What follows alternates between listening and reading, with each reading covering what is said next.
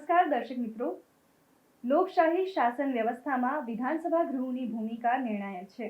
ચૂંટાયેલા જનપ્રતિનિધિઓ દ્વારા ગૃહમાં રજૂ કરવામાં આવતા પ્રશ્નો રાજ્યના વહીવટીતંત્ર અને નીતિ ઘડતરની પ્રક્રિયાને દિશા આપે છે. લોકહિતના મુદ્દાઓ પર ગહન ચર્ચા કરી તેનું સચોટ નિરાકરણ લાવવું એ વિધાનસભાની કાર્યપ્રણાલીનું મુખ્ય અંગ છે. સ્વાગત છે આપનું રાજ્યના સર્વાંગી વિકાસ અને લોકશાહીની ગરિમાને ઉજાગર કરતી આ શ્રેણી લોકશાહીના ધબકારામાં. દર્શક મિત્રો, 15મી ગુજરાત વિધાનસભાના 8મા સત્રમાં આજના દિવસે હાથ ધરાયેલી મહત્વની કાર્યવાહીના સંકલિત અંશો લઈને અમે ઉપસ્થિત થયા છીએ કાર્યક્રમ લોકશાહીના ધબકારામાં. તો આવો નિહાળીએ લોકશાહીના ધબકારા. ઓર્ડર. પ્રશ્ન ક્રમાંક 1 માન્ય શ્રી કેયુરભાઈ રોકડિયા. માન્ય અધ્યક્ષ શ્રી, 195 જેટલા ઔષધીય નમૂના અપ્રમાણસર માલુમ પડ્યા છે. તો મારે એ જાણવું છે કે આ પૈકી ગુજરાતના ઉત્પાદકો અને અન્ય રાજ્યના ઉત્પાદકોના કેટલી જગ્યા પર ઔષધિ આ નમૂના ફેલ ગયા છે? માન્ય મંત્રીશ્રી. માનનીય અધ્યક્ષ મહોદય, ભારતની અંદર વડોદરાની લેબ એ સૌથી શ્રેષ્ઠ અને ગુણવત્તાયુક્ત છે. માટે અહીંયા જે નમૂના લેવાયા હોય માનનીય અધ્યક્ષ મહોદય શ્રી, એમાં માનનીય અધ્યક્ષ મહોદય 15 કિસ્સાઓમાં 66 નમૂનાઓ ગુજરાત રાજ્યના ઉત્પાદકો હોય જેમને કારણદર્શક નોટિસ આપી છે. 64 નમૂનાઓ અન્ય રાજ્યના ઉત્પાદકોના હોય જે અહીંયા ટેસ્ટ કર્યા હોય તેમના ફૂડ અને ડ્રગ્સ વિભાગમાં જાણ કરવામાં આવી છે. 65 નમૂનાઓ જે રાજ્ય સરકાર એજન્સીઓ પાસેથી દવા ખરીદતી હોય અને એનું ટેસ્ટિંગ માટેના સેમ્પલ તરીકે લેવામાં આવ્યા હતા. માન્ય ચૈતન્યભાઈ. પૂરક પ્રશ્ન છે. રાજ્યમાં ઔષધના નમૂનાઓની ચકાસણી માટે કેટલી પ્રયોગશાળાઓ છે અને આમાં કોઈ નવી પ્રયોગશાળા ઉમેરવા માગે છે કે નહીં સરકાર?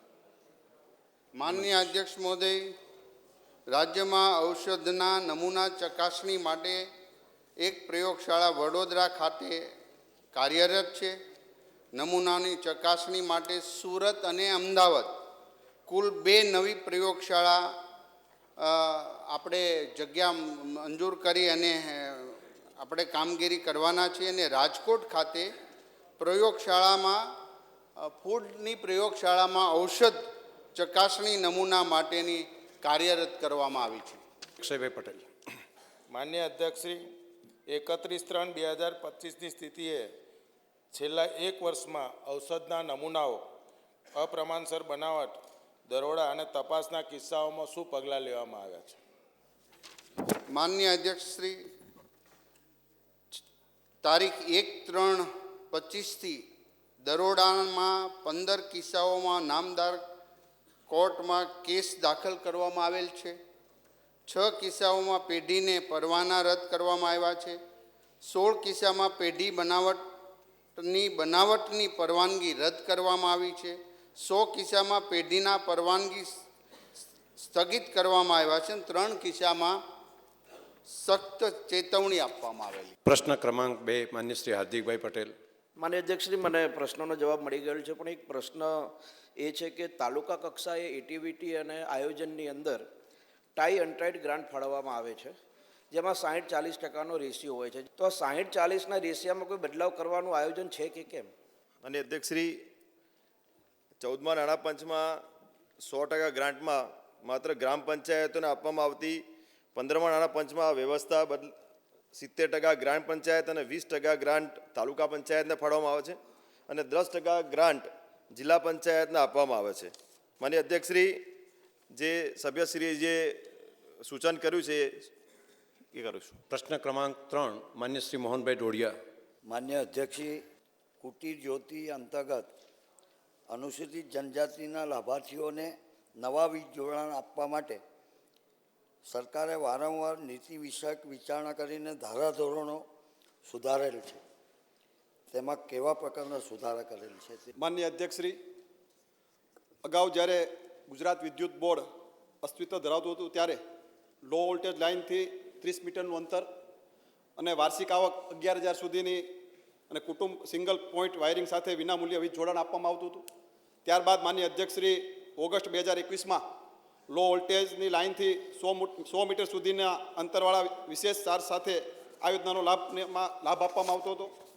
માનનીય અધ્યક્ષશ્રી ત્યારબાદ વખતની સમીક્ષા કરી અને બીપીએલ યાદીમાં સમાવિષ્ટ હોય તેવા ગરીબ કુટુંબોને અને બીપીએલ યાદીમાં સમાવિષ્ટ ના હોય પરંતુ ગ્રામીણ વિસ્તારમાં રહેતા હોય એવા કુટુંબને 1,20,000 અને શહેરી વિસ્તારમાં રહેતા હોય એવા કુટુંબને 1,50,000ની વાર્ષિક આવક કુટુંબ ધરાવતા યોજનામાં આવરી લેવામાં આવે છે.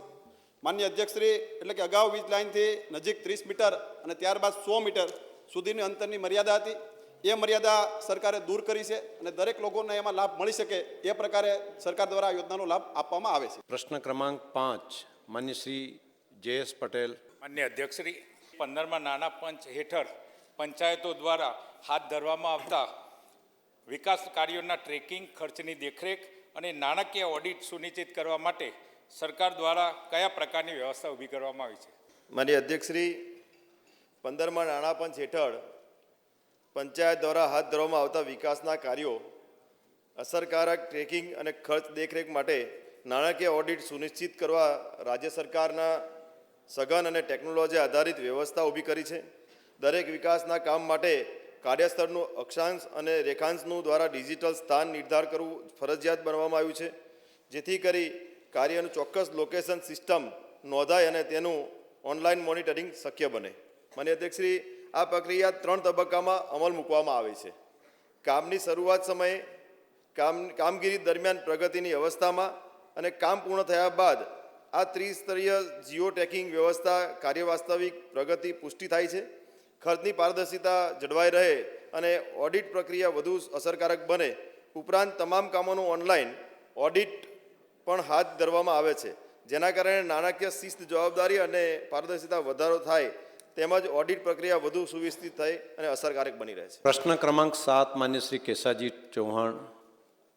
માનનીય અધ્યક્ષશ્રી, આપણા વાવ થરાદ જિલ્લાની અંદર 31/12/2025ની સ્થિતિએ છેલ્લા 2 વર્ષની અંદર 58 જેટલા ફીડરો ગ્રાહકોને ગુણવત્તાયુક્ત વીજળી મળી રહે એના માટે થઈ અને 951 લાખના ખર્ચે રાજ્ય સરકારે વિભાજિત કર્યા છે. એ બદલ રાજ્યના મુખ્યમંત્રી, નાયબ મુખ્યમંત્રી અને ઉર્જા વિભાગને અભિનંદન આપું છું. અને આપના મારફત મારે જાણવું છે કે જે આ 58 ફીડરોનું વિભાજન કર્યું એ કઈ કેટેગરીના છે? માનનીય અધ્યક્ષશ્રી, જે રીતે 31/12/2025ની સ્થિતિએ 58 ફીડરમાંથી 57 ફીડર એગ્રીકલ્ચરના છે, 1 ફીડર જ્યોતિગ્રામનું, એમ કુલ 58 ફીડર. માનનીય અધ્યક્ષશ્રી, ત્યારબાદ આજની તારીખે 13 ફીડરનું વિભાજન કર્યું છે. એમના 2 કરોડનો ખર્ચ પણ સરકારે મંજૂર કરેલ છે. જે રીતે માનનીય અધ્યક્ષશ્રી, આપ પણ એમના સાક્ષી છો કે અગાઉ વર્ષો પહેલાં ઉત્તર ગુજરાતની બનાસ અને પાટણ નદીના પટ ઉપર ક્રિકેટના મેદાન હતા, પણ એકમાત્ર દેશના યશસ્વી વડાપ્રધાન આદરણીય મોદી સાહેબના વિઝનના કારણે નર્મદા અને મહી નદીના પાણી દરિયામાં હોઈ જતા હતા. એમના થકી વધારાના પાણી વિશાળ જથ્થા બનાસની ધરતીમાં લાવી અને ખેડૂતો માટે જીવનમાં લીલોતરી લાવ્યા હોય તો દેશના યશસ્વી વડાપ્રધાન આદરણીય મોદી સાહેબ થકી આ શક્ય બન્યું છે. આપણા વડાપ્રધાન શ્રી નરેન્દ્રભાઈ મોદી સાહેબ દ્વારા નર્મદા અને મહીના પાણી લાવવા માટે લાખો લોકોના જીવનમાં પરિવર્તન લાવ્યા છે, જેના સાક્ષી તમારા થકી બધા જ ગૃહના સભ્યો પણ એમના સાક્ષી છે કે જેમના થકી સમગ્ર ખેડૂતના જીવનમાં એક લીલીસમ વેલી પણ થઈ છે. અનિકેતભાઈ ઠાકર. કે જે 58 ફીડરોનું વિભાજન કરવામાં આવ્યું વાવ અને થરાદ જિલ્લામાં, એના કારણો શું હતા? વિભાજન શું કામ કરવામાં આવ્યું એવું એમનું કહેવું છે, એના કારણો પૂછ્યા છે. માનનીય અધ્યક્ષશ્રી, ફીડર વિભાજનના માત્ર ટેકનિકલ સુધારા અને જે રીતે ફીડર વિભાજન કરવાના કારણો બતાવું તો ફીડર એટલે સબસ્ટેશનથી નીકળતી વીજ લાઇન અને સબસ્ટેશનથી ડિસ્ટ્રીબ્યુશન અને ટ્રાન્સફોર્મર સુધી પાવર સપ્લાય માટે. માનનીય અધ્યક્ષશ્રી, ફીડર વિભાજનના ધારાધોરણો જોઈએ તો ફીડરની લંબાઈ 20 કિમીથી વધારે હોય અને વીજ વિક્ષેપ ના હોય અને જો વધુ ફીડરની પર નક્કી કરેલી ક્ષમતા અને મર્યાદા કરતાં વધારે વીજભાર વધે ને આપણે જેને પણ રોજ જોઈએ તો તેવી આપણી નજીકની 11 કેવી લાઇન 500 સ્ક્વેર મિલીમીટરની હોય, 150 એમ્પિયરની કરંટ કેપેસિટી હોય છે. જો 100 સ્ક્વેર મિલીમીટરની વાયર હોય તો 250 એમ્પિયર કરંટ કેપેસિટી હોય છે. માનનીય અધ્યક્ષશ્રી, એવી જ રીતે વોલ્ટેજ ડ્રોપ અને 9%થી વધારે હોય તો વીજ ગ્રાહકોને પૂરતા દબાણથી વીજ પુરવઠો ના મળે તો વિભાજન કરવામાં આવતું હોય છે. પ્રશ્ન ક્રમાંક 8 માન્ય શ્રી ધવલસિંહ ઝાલા. માન્ય અધ્યક્ષશ્રી, મને જવાબ તો મળી ગયો છે, પરંતુ મારું એમાં પેટા પ્રશ્ન છે કે ખાલી જે ભરતી છે એ કેટલા સમયમાં પૂર્ણ કરવામાં આવશે? માન્ય અધ્યક્ષશ્રી, જે ભરતી બાકી છે એ સરકાર દ્વારા ભરતી કેલેન્ડરો પણ બહાર પાડવામાં આવતા હોય છે, પણ વહેલી તકે એમના વિસ્તારની જો વાત કરીએ તો 94% જેટલું મહેકમ એમના વિસ્તારની અંદર ભરાયેલું પણ છે અને આગામી દિવસોની અંદર જે એમનું સૂચન છે એ ધ્યાને રાખીને આગામી દિવસોની અંદર એ ધ્યાનમાં લેવામાં પણ આવશે. માન્ય શૈલેષભાઈ. માન્ય મંત્રીશ્રીએ જણાવ્યું કે ભરતી કેલેન્ડરની પ્રક્રિયા શું હોય છે અને જે જગ્યાઓ ખાલી છે એ જગ્યાઓ ઉપર ડિપાર્ટમેન્ટ દ્વારા માંગણી પત્રો મોકલવામાં આવ્યા છે કે કેમ? માન્ય સભ્યશ્રીએ જે જણાવ્યું કે માગણી પત્રકો એ મોકલવામાં પણ આવતા જ હોય છે અને જે પણ જગ્યાઓ ખાલી હોય છે સરકાર દ્વારા વખતો વખતથી એ પણ આગામી દિવસોની અંદર તમારું જે સૂચન છે ધ્યાનમાં પણ રાખવામાં આવશે અને વખતો વખત સરકાર દ્વારા કોઈ નિવૃત્ત થતા હોય છે, કોઈને બઢતી મળતી હોય છે ને એ પ્રક્રિયાના આધાર ઉપર એમને આગળના દિવસોની અંદર વહીવટી પ્રક્રિયાના ધ્યાને રાખી અને ભરતી કરવામાં આવતી હોય છે. એટલે આજે આપના માધ્યમથી સભાગૃહને પણ ખ્યાલ આવે કે આ ભરતી કેલેન્ડર છે શું એની માહિતી મંત્રીશ્રી આપે. માનનીય અધ્યક્ષશ્રી, અમારું જે વીજ વિભાગ છે, વીજ વિભાગની અંદર GUVNL અને 4 ડિસ્કોમ અને બીજી અનેકવિધ કંપનીઓ એ પોતે પોતાની રીતે ટેકનિકલ માણસોની જરૂર હોય, વહીવટી માણસોની જરૂર હોય, એના માટે ભરતી માટે નિયમિત આ પ્રક્રિયા કરી રહ્યું છે. પરંતુ જ્યારે ભરતી કેલેન્ડરની વાત થઈ, સાહેબ એમના સમયથી આ ભરતી કેલેન્ડર ચાલતું હતું, પણ એમાં ગતિ લાવવાનું કામ જો કોઈએ કર્યું હોય કે ભરતી કેલેન્ડર મોકલવું, મોકલ્યા પછી જગ્યાઓ ભરવી, અમે કેવળ ભરતી કેલેન્ડર મોકલીએ છીએ એવું નહીં, મોકલ્યા પછી એનું ફોલોઅપ કરી વધુમાં વધુ ઝડપે અમારા માનનીય ડેપ્યુટી મુખ્યમંત્રી હર્ષભાઈએ પોલીસની અંદર જે ઝડપે ભરતી કરી અને બાકીના વિભાગોમાં પણ માનનીય અધ્યક્ષશ્રી ભરતી કેલેન્ડર મોકલ્યા પછી જ્યાં GPSCમાં મોકલવાનું હોય, ગૌણ સેવા પરિષદમાં મોકલવાનું હોય કે પંચાયત સેવામાં હોય, તો એમાં નિયમિત રીતે ભરતી કેલેન્ડર મોકલ્યા પછી એ ભરતી માટે પણ આદરણીય મુખ્યમંત્રી કક્ષાએ પણ એનું ફોલોઅપ થાય છે અને ઝડપી એની ભરતી થાય, પરીક્ષાઓ યોજાય, એના માટેનો સરકાર બિલકુલ પ્રયત્ન કરી રહી છે. પ્રશ્ન ક્રમાંક 9 માન્ય શ્રી ડૉક્ટર મહેન્દ્રભાઈ પાડલિયા. માન્ય અધ્યક્ષશ્રી, માન્ય મંત્રીશ્રી પાસેથી હું જાણવા માગું છું કે 2024-25ની સ્થિતિએ રાજકોટ જિલ્લાના ધોરાજી તાલુકામાં 15મા નાણાં પંચની 70% રકમમાં કુલ કેટલી રકમની ફાળવણી થઈ તથા તે રકમમાંથી કુલ કેટલો ખર્ચ થયો અને તેમાં કેવા પ્રકારના કામો હાથ ધરવામાં આવે છે? એટલો ખર્ચ થયો હોય તો અંદર આવી ગયું છે. જી, કેવા કામ છે એમાં ટૂંકમાં જવાબ આપજો. જી, મને અધ્યક્ષશ્રી, ધોરાજી તાલુકાના 70% લેખે ગ્રામ્ય વિસ્તાર માટે ફાળવેલા ગ્રાન્ટમાંથી કુલ 140 કામોમાંથી 46 ગટર લાઇનના કામો, 7 ચેકડેમ, ક્રોઝવે, 14 પાણીની પાઇપલાઇનોના કામ, 69 રોડ અને રસ્તાના કામ અને 4 અન્ય કામોનો સમાવેશ થાય છે. પ્રશ્ન ક્રમાંક 10 માન્ય શ્રી ડૉક્ટર દર્શિતાબેન શાહ. માન્ય અધ્યક્ષશ્રી, હું આપના માધ્યમથી માન્ય મંત્રીશ્રીને પૂછવા માગું છું કે 31/12/2025ની સ્થિતિએ જે ગરીબમાં ગરીબ માણસો હોય છે એના ઝૂંપડામાં પણ એમને વીજળી મળે એ અંતર્ગત રાજકોટ જિલ્લામાં અને રાજકોટ તાલુકામાં કુલ કેટલા વીજ જોડાણ આપવામાં આવ્યા અને એ અંતર્ગત કુલ કેટલો ખર્ચો કરવામાં આવ્યો? માન્ય અધ્યક્ષશ્રી, રાજકોટ જિલ્લામાં તાલુકા વાઇઝ વાત કરું તો ધોરાજીમાં આપણે તાલુકા વાઇઝ પૂછ્યું છે ને? હા, નહીંતર બાકીનો તો 2776 અને પેલામાં ખર્ચ કેટલો થયો હતો? 153.39. આ તો જવાબ થઈ ગયો છે. હવે તાલુકા વાઇઝ હોય તો જરા વિગત આપ. જી સાહેબ, ધોરાજી તાલુકામાં 82 કનેક્શન, ખર્ચ 4,53,000. ગોંડલ તાલુકામાં 397 કનેક્શન, 22,85,000 ખર્ચ. જામકંડોળામાં 100 કનેક્શન, 6,39,000 ખર્ચ. જસદણમાં 520 કનેક્શન, 34,49,000 ખર્ચ. જેતપુરમાં 258 કનેક્શન, 12.27 લાખ ખર્ચ. કોટડા સાંગાણીમાં 106 કનેક્શન, 13.31 લાખ. લોધિકામાં 30 કનેક્શન, 1.11 લાખ. પડધરીમાં 69 કનેક્શન, 3.72 લાખ. રાજકોટમાં 880 કનેક્શન, 39.56 લાખ. ઉપલેટામાં 241 કનેક્શન, 11.90 લાખ. વિસિયામાં 93 કનેક્શન, 3.26 લાખ. કુલ કનેક્શન સાહેબ 2777 અને ખર્ચ 1,53,00,000 જેવો ખર્ચ કરવામાં આવ્યો છે માન્ય અધ્યક્ષ. પ્રશ્ન ક્રમાંક 11 માન્ય શ્રી લવિંગજી સોલંકી.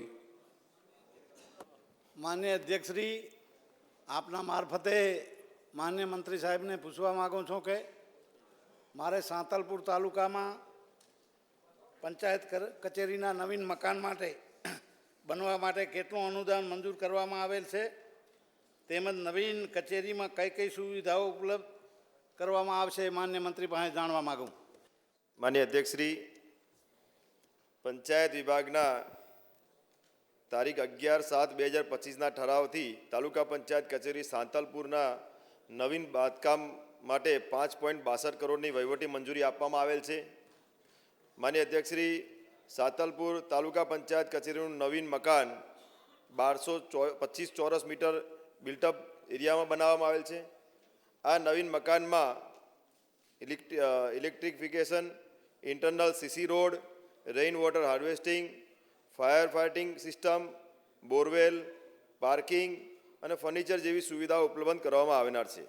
માન્ય અધ્યક્ષશ્રી, આ મકાનમાં 11 અધિકારી માટેની ઓફિસ રૂમ, 3 ચૂંટાયેલ પ્રતિનિધિના ઓફિસ રૂમ, 1 રેકર્ડ રૂમ અને 1 મીટિંગ રૂમનો સમાવેશ કરવામાં આવેલ છે. પ્રશ્ન ક્રમાંક 12 માન્ય શ્રી ડી કે સ્વામી.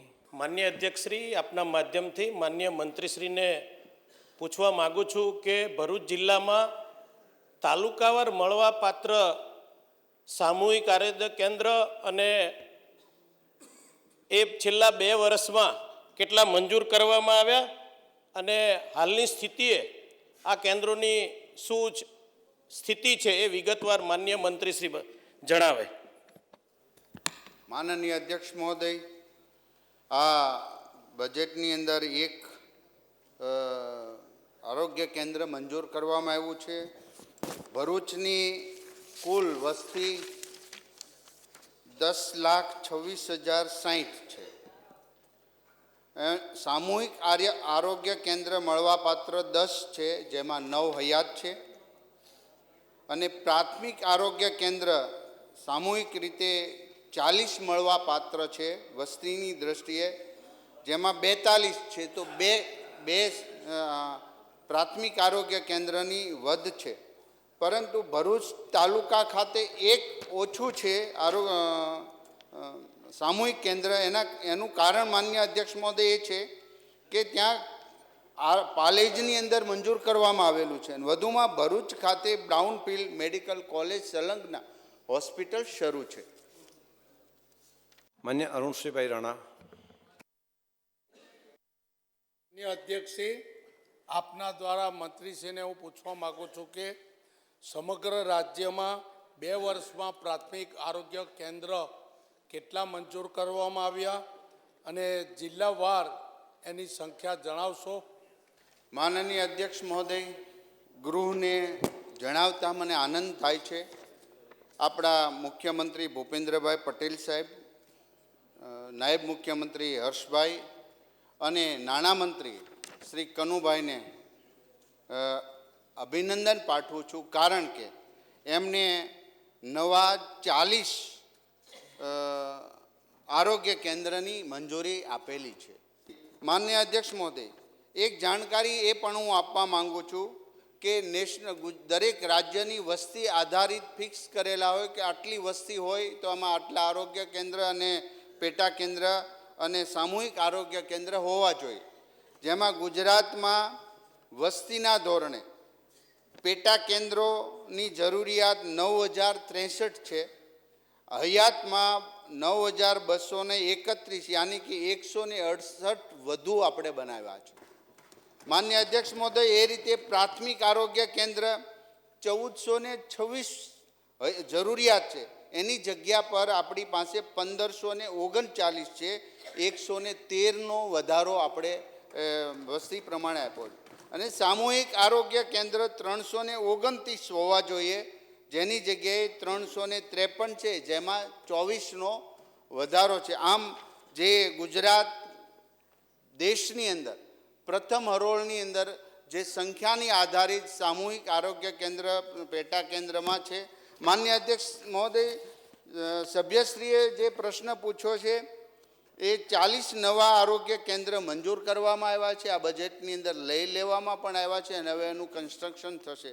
આ બદલ હું માનનીય મુખ્યમંત્રી ભૂપેન્દ્રભાઈ પટેલ સાહેબનો આભાર વ્યક્ત કરું છું. ક્યાં ક્યાં મંજૂર થયા છે એ સદસ્યોએ જે માંગ્યું છે, જેમાં અમરેલીમાં મંજૂર કરેલ પ્રાથમિક આરોગ્ય કેન્દ્ર 1, આણંદમાં 1, ગાંધીનગરમાં 4, ગીર સોમનાથમાં 1, કચ્છમાં 10,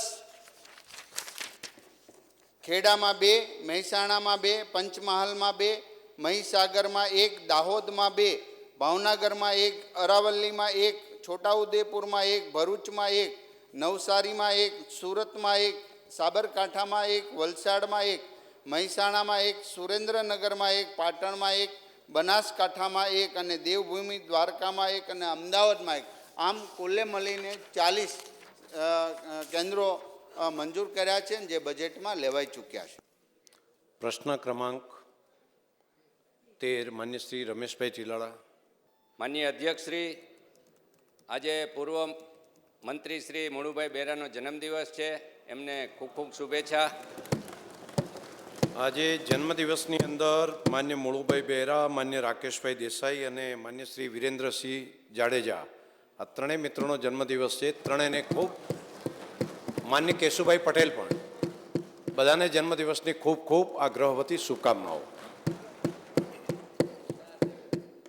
માનનીય અધ્યક્ષ શ્રી, હું આપના માધ્યમથી માનનીય મંત્રીશ્રી પાસે જાણવા માગું છું કે રાજકોટ જિલ્લા પંચાયત કચેરીના નવીનીકરણ મકાન બનાવવા માટે કેટલું અનુદાન મંજૂર કરવામાં આવેલ છે, તેમજ નવીની કચેરીમાં કઈ કઈ સુવિધા ઉપલબ્ધ કરવામાં આવી છે. માનનીય અધ્યક્ષશ્રી, પંચાયત વિભાગના 25/10/2023ના ઠરાવથી રાજકોટ જિલ્લા પંચાયત કચેરી નવી બાંધકામ માટે 36.50 કરોડની વહીવટી મંજૂરી આપવામાં આવેલ છે. માનનીય અધ્યક્ષશ્રી, નવીન જિલ્લા પંચાયત કચેરીમાં સુવિધાઓ અંગે જણાવું તો કુલ 8,994 ચોરસ મીટરના કાર્પેટ એરિયામાં ગ્રાઉન્ડ ફ્લોરમાં પ્લસ 4 માળના મકાનમાં વિવિધ સુવિધાઓ ઉપલબ્ધ કરવામાં આવનાર છે, જેમાં ફાયર સેફ્ટીના સાધનો તથા ફાયર ટેન્ક અને એક વોટર ટેન્ક, ગ્રાઉન્ડ ફ્લોર પર કેન્ટીનની વ્યવસ્થા, કેપેસિટી 96 વ્યક્તિ તેમજ વીઆઈપી ડાઇનિંગ, અવર જવર માટે 4 લિફ્ટ, 2 કોન્ફરન્સ હોલ, જેમાં એક હોલની કેપેસિટી 300 વ્યક્તિની અને બીજા હોલની કેપેસિટી 50 વ્યક્તિની હશે, 4 મિટિંગ રૂમ જેની કેપેસિટી 22 વ્યક્તિ પ્રતિ રૂમ હશે, દરેક બ્રાન્ચમાં સ્ટોર રૂમની વ્યવસ્થા, કોમ્પેક્ટરની વ્યવસ્થા, 2 ઇમરજન્સી એક્ઝિટ, મેડિકલ સ્ટોરની વ્યવસ્થા, rain water harvesting system, borewell, સીસીટીવીની સુવિધા, ભોય તળિયા ઉપર આરોગ્ય શાખા, આરોગ્ય સ્ટોર, કેન્ટીન, પ્રથમ માળ ઉપર પ્રમુખશ્રી, ઉપપ્રમુખશ્રીની ચેરમેનશ્રી, જિલ્લા વિકાસ અધિકારીની વિકાસ શાખા, પંચાયત શાખા, બીજા માળ ઉપર જમીન દબાણ, મહેસૂલ, આઈસીડીએસ, આંતરિક અન્વેષે હિસાબી અને શિક્ષણ શાખા, ત્રીજા માળ ઉપર આંકડા, ખેતીવાડી, પશુપાલન, સિંચાઈ શાખા તથા ચોથા માળ ઉપર બાંધકામ શાખા તથા કોમ્પેક્ટર સ્ટોરેજ મળી 18 શાખાઓ માટે ચેમ્બરો, વિવિધ ચેરમેનશ્રીઓના પદાધિકારીશ્રીઓના પ્રમુખ, ઉપપ્રમુખ તથા અધિકારીશ્રીઓ માટે ચેમ્બરોની વ્યવસ્થા કરવામાં આવેલ છે. આ ઉપરાંત નવી કચેરીમાં વીજળી બચત થાય તથા જિલ્લા પંચાયતના ખર્ચનું ભારણ ઘટાડી શકાય તે હેતુથી 50 કિલોવોટ ક્ષમતાની સોલર રૂફટોપ સિસ્ટમ ઇન્સ્ટોલ કરવા માટે ક્લાઇમેટ ચેન્જ વિભાગ તરફથી 15,51,450 રૂપિયાનું અનુદાન પણ ફાળવવામાં આવેલ છે. પ્રશ્ન ક્રમાંક 14 માન્ય શ્રી પરસોત્તમભાઈ પરમાર. માન્ય અધ્યક્ષશ્રી, આમ તો ગ્રામ્ય સ્તરે લોકશાહી, સ્વરાજ્ય, ગામડાના વિકાસ અને સરકારની યોજનાની અમલવારીમાં ગ્રામ પંચાયતની ભૂમિકા મુખ્ય રહે છે. ખાસ કરી મારા પ્રશ્નનો જવાબ આમ તો રાજકોટ જિલ્લાનો તો મને મળ્યો છે, પરંતુ રાજ્યની તમામ ગ્રામ પંચાયતોને પોતાના અત્યંત સુવિધાવાળા પંચાયત ઘર મળી રહે તે માટે રાજ્ય સરકારનું શું આયોજન છે એ જાણવા માગું છું. માન્ય મંત્રી. માન્ય અધ્યક્ષશ્રી, રાજ્યના મૃદુ અને મક્કમ માન્ય મુખ્યમંત્રી શ્રી ભૂપેન્દ્રભાઈ પટેલ સાહેબ અને માન્ય નાયબ મુખ્યમંત્રી શ્રી હર્ષ સંઘવી સાહેબના નેતૃત્વમાં તથા માન્ય કેબિનેટ મંત્રી શ્રી ઋષિકેશભાઈ પટેલ સાહેબના ઉપસ્થિતિમાં 31/1/2026ના રોજ આણંદ જિલ્લાના ભાદરમ ગામેથી રાજ્યના ઇતિહાસમાં પ્રથમવાર એક સાથે માન્ય મુખ્યમંત્રી શ્રી ભૂપેન્દ્રભાઈ પટેલ સાહેબે 2666 ગ્રામ પંચાયતનું ખાતમુહૂર્ત કરવામાં આવેલ છે. દરેક ગ્રામ પંચાયતોને પોતાની કચેરી મળી રહે તે માટેનું આયોજન કરેલ છે. માન્ય અધ્યક્ષશ્રી, રાજ્ય સરકાર દ્વારા રાજ્યની તમામ ગ્રામ પંચાયતોને પોતાનું મકાન ઉપલબ્ધ કરવાના દ્રઢ નિર્ધાર સાથે ચાલુ વર્ષે તમામ ગ્રામ પંચાયતના મકાન બની રહે તેવા ઉમદા હેતુથી 100% સેચ્યુરેશન લાવવા આયોજન કરેલ છે. અને હવે પંચાયત વિભાગના 22/8/2025ના ઠરાવથી 2055 ગ્રામ પંચાયત માટે વર્ષ 2025-26ની ચાલુ બાબતમાં સુધારેલ વહીવટી મંજૂરી આપી 561.75 કરોડનું અનુદાન સરકારશ્રી દ્વારા મંજૂર કરવામાં આવેલ છે. નવીન બનવા પાત્ર ગ્રામ પંચાયત ઘર માટે સરકારશ્રી દ્વારા મંજૂર કરેલ 2055 પૈકી પંચાયતમાં 561.95 કરોડ પૈકી ઉપલબ્ધ થયેલ કુલ 155.74 કરોડની જિલ્લાની માગણી મુજબ ફાળવવામાં આવેલ છે. આ ઉપરાંત વખતો વખત જિલ્લા કક્ષાએથી માગણી રજૂ થયેથી રાજ્યની તમામ ગ્રામ પંચાયત ઘર બનાવવાની જરૂરી અનુદાન ફાળવણી 100% સેચ્યુરેશન લાવવાનું આયોજન કરેલ છે. માન્ય શ્રી હીરાભાઈ સોલંકી. માન્ય અધ્યક્ષશ્રી, હું આપના મારફતે આદરણીય મંત્રીશ્રી પાસે એ પૂછવા માગું છું કે જે પંચાયત ઘર જે બહુ જૂના થઈ ગયા હોય અને જર્જરિત હાલતમાં હોય એવી સ્થિતિએ આ પંચાયત ઘરને નવેસરથી બનાવવા માટે કોઈ યોજના કરવામાં આવી છે કે કેમ? માન્ય મંત્રીશ્રી. માન્ય અધ્યક્ષશ્રી, રાજ્યે આદરણીય મુખ્યમંત્રીશ્રી, નાયબ મુખ્યમંત્રીશ્રીએ નિર્ણય લીધો છે કે સેચ્યુરેશન તરફ આખા રાજ્યની અંદર જિલ્લા પંચાયત હોય, તાલુકા પંચાયત કે ગ્રામ પંચાયતો, એક પણ જૂની જર્જરિત ચોમાસામાં પાણી પડતું હોય, પોપડા પડતા હોય અથવા તો જૂનું થયું હોય એવા તમામ જેટલા મકાનો છે એ તમામને કંડમ કરી અને નવેસરથી આ મકાનો બનાવવા માટેનો નિર્ણય લઈ લીધો છે. બધી જ ગ્રામ પંચાયતો, બધી જ તાલુકા પંચાયતો અને બધી જ જિલ્લા પંચાયતો માનનીય અધ્યક્ષશ્રી 100% સેચ્યુરેશન ઉપર જવા તરફ આપણે છીએ. પ્રશ્ન ક્રમાંક 15 માન્ય શ્રીમતી સંગીતાબેન પાટીલ. માન્ય અધ્યક્ષશ્રી, તારીખ 31/12/2025ની સ્થિતિએ છેલ્લા 2 વર્ષમાં કુટીર જ્યોતિ યોજના હેઠળ નવસારી જિલ્લામાં કેટલા અનુસૂચિત જનજાતિના લાભાર્થીઓને ઘર વપરાશના વીજ જોડાણોની કેટલી પડતર અરજી બાકી છે? માન્ય અધ્યક્ષશ્રી, રાજ્ય સરકાર દ્વારા અનેક યોજનાઓનો વખતો વખત સમીક્ષા કરી અને જરૂરી સુધારા કરીને દરેકના ઘરે પ્રકાશ આવે એ પ્રકારની સરકારની યોજનાનો લાભ કઈ રીતે આપી શકાય એ પ્રકારનું સરકારનું પ્લાનિંગ પણ હોય છે. જે રીતે વાત કરીએ પ્રકાશ આવે તેના બદલે અજવાળું પથરાય એવું બોલો તો બહુ સારું લાગે, તો રૂડું લાગે. એમના ઘરે અંજવાળું પથરાય એ પ્રકારના સરકારના કાયમિક પ્રયાસો પણ હોય છે અને દરેકના ઘરે અંજવાળું આવે એ પ્રકારે સરકાર ખૂબ સારી રીતે કામગીરી કરી રહી છે. જે રીતે વીજ જોડાણ આપવા માટેની વાત આવી, કેટલી અરજી પેન્ડિંગ છે? અત્યાર સુધીમાં બધા જ વીજ જોડાણની અરજી સરકાર દ્વારા બધી જ અરજીનો નિકાલ કરવામાં આવ્યો છે, એક પણ અરજી પેન્ડિંગ પણ નથી. તો દર્શક મિત્રો, ફરી મળીશું, ત્યાં સુધી રજા આપશો. નમસ્કાર.